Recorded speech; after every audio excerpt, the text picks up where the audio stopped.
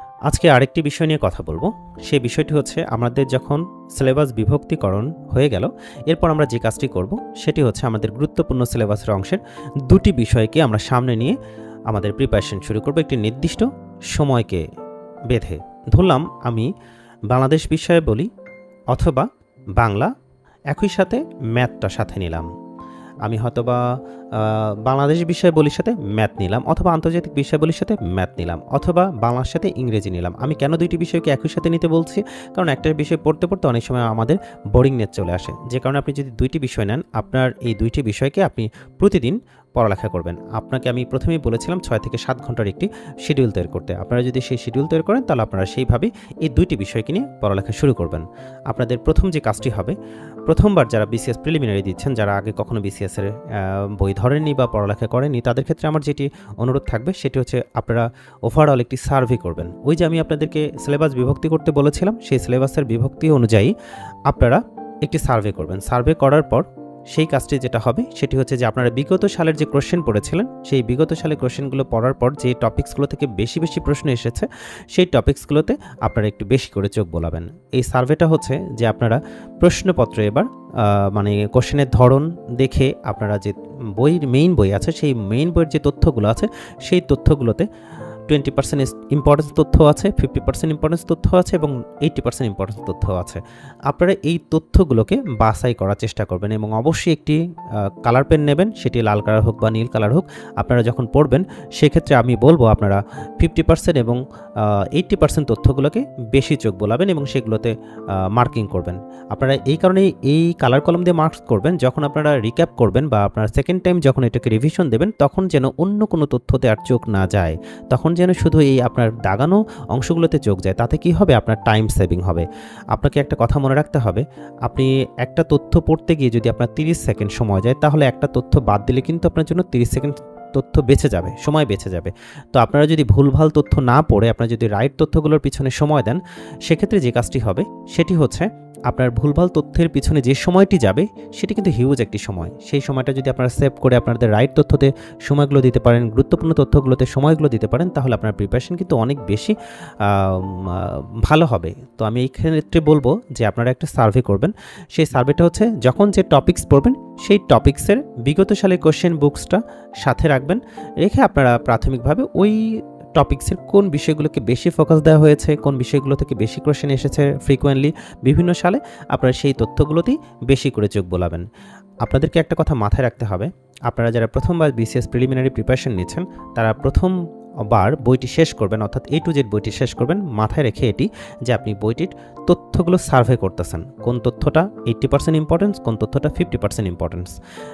আপনি সেই বিষয়ের উপর সার্ভে করে আপনি কোশ্চেনগুলো বা প্রশ্নগুলো দাগাবেন, যেন পরবর্তীতে যখন আপনি রিক্যাপ করবেন বা রিভিউ করবেন, তখন যেন আপনাকে আর এই তথ্য বাছাই করতে না হয় বা তথ্য সার্ভে করতে না হয়।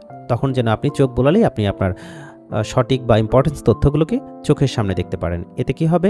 আপনাদের টাইম সেভিং হবে, আপনাদের পরিশ্রম কম হবে, আপনাদের মাথায় অনেক তথ্যের গ্যাঞ্জাম লাগবে না বা ভিড় জমাবে না, এবং আপনারা তথ্য খুব সহজে মাথায় ক্যাচ করতে পারবেন। আরেকটি ব্যাপার আপনাদেরকে আমি স্মরণ করে দিতে চাই, আমরা অনেক সময় কী করি, অনেকেই চোখ বন্ধ করে তথ্যগুলো মুখস্থ করার চেষ্টা করি অনেক বেশি। আমি বলবো মুখস্থ করার চেয়েও ইমাজিনেশনটা বেশি প্রয়োজন। আপনারা যদি কোনো একটি বইয়ের পাতা বা তথ্যকে বা কোনো একটি টপিক্সকে চোখের পাতায় বা মনের পাতায় যদি আপনি ইমাজিনেশনে নিয়ে আসতে পারেন, আপনারা সেভাবেই এমনভাবে মনোযোগ দিয়ে দেখবেন বা এমনভাবে মনোযোগ দিয়ে পড়বেন যেন এটি গল্পের মতো আপনাদের মাথায় থেকে যায়।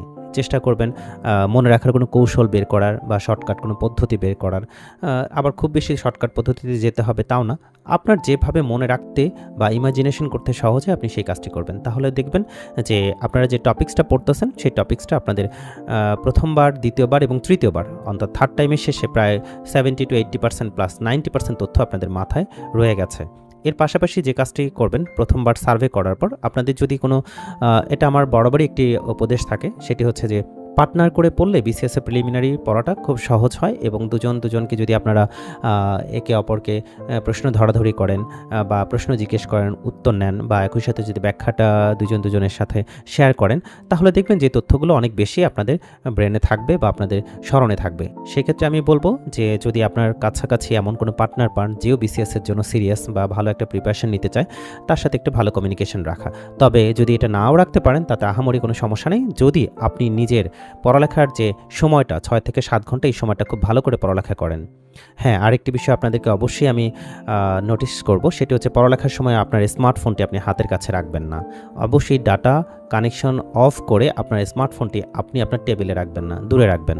অর্থাৎ যে সময়টি আপনি বিসিএস এর পড়ালেখা করতেছেন, প্রিলিমিনারি প্রিপারেশন নিচ্ছেন, এই সময়টি আপনি কোনোভাবেই আপনার স্মার্টফোন হাতে নেবেন না, স্মার্টফোনে ফেসবুকে যাবেন না, কারো নোটিফিকেশন দেখবেন না, কারোর সাথে ফোনে কথা বলবেন না।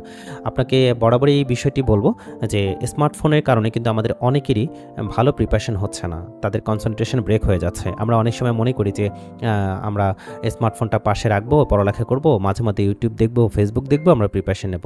এই কাজটি কখনোই করবেন না, তাতে আপনার ফুল কনসেন্ট্রেশন কখনোই হবে না, শুধু আপনার বই নিয়ে পড়ে থাকাই হবে। হয়তো আপনার এই সময়টা বৃথা যাবে, আপনি ভালো প্রিপারেশন নিতে পারবেন না। তখন মনে হবে যে আপনি এত সময় বই নিয়ে পড়েছিলেন, আসলে আপনার কোনো ভালো প্রিপারেশন হয়নি, আপনি ভালো পরীক্ষা দিতে পারেন নাই। এটি একটি খুব গুরুত্বপূর্ণ একটি বিষয়। যাই হোক, আজকে যে বিষয়টি নিয়ে আলোচনা করলাম এটি ওভারঅল একটি বিষয়। আমরা টপিকস ওয়াইজ আলোচনাতে যাব, তবে এই ওভারঅল বিষয়গুলো আমি কেন কথা বলতেছি, কারণ এগুলো আপনাদের মাথায় আগে সেট করা দরকার, তারপর আমরা টপিক্সে যাব, যেন আমাদের পড়ালেখার করতে গিয়ে আমাদের ভুলভাল কোনো শুরু না হয়। যাই হোক, সবাই ভালো থাকবেন। আমার ভিডিওগুলো দেখার জন্য আপনাদেরকে ধন্যবাদ। যারা এর চেয়েও বেশি কেয়ার নিতে পছন্দ করেন বা গাইডলাইন নিতে চান, নিচে আমার ঠিকানা দেওয়া রয়েছে, নাম্বার দেওয়া রয়েছে, হোয়াটসঅ্যাপে আপনারা মেসেজ করবেন এবং আমার এই ছোট্ট চ্যানেলটি সাবস্ক্রাইব করে আমার পাশেই থাকবেন। ধন্যবাদ সবাইকে। আল্লাহ হাফেজ।